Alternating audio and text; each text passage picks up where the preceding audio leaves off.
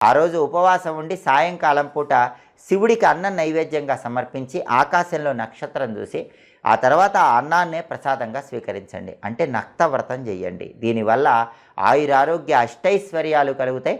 పరమశివుడి సంపూర్ణమైన అనుగ్రహం కలుగుతుంది. శని త్రయోదశి, మాస శివరాత్రి రెండూ కలిసి వచ్చిన అరుదైన రోజు 2 స్తోత్రాలు వింటే జీవితం మొత్తం అద్భుత ఫలితాలు కలుగుతాయి. ఆ 2 స్తోత్రాలు ఏంటంటే దశరథ ప్రోక్త శని స్తోత్రం, దారిద్ర్య దహన శివ స్తోత్రం. మొదటిది దశరథ ప్రోక్త శని స్తోత్రం, రెండవది దారిద్ర్య దహన శివస్తోత్రం. ఈ 2 స్తోత్రాలు శివాలయంలో కూర్చొని చదివితే అంతులేని పుణ్యం కలుగుతుంది. లేదా ఇంట్లో ప్రదోష కాలంలో చదివినా అంతులేని పుణ్యం కలుగుతుంది. చదవలేని వాళ్ళు విన్నా కూడా తిరుగులేని అద్భుతమైన విజయాలు కలుగుతాయి. కాబట్టి 2025 సంవత్సరం ఏప్రిల్ 26 శనివారము త్రయోదశి మాస శివరాత్రి చాలా అరుదైన రోజు. ఈ అవకాశాన్ని సద్వినియోగం చేసుకోండి.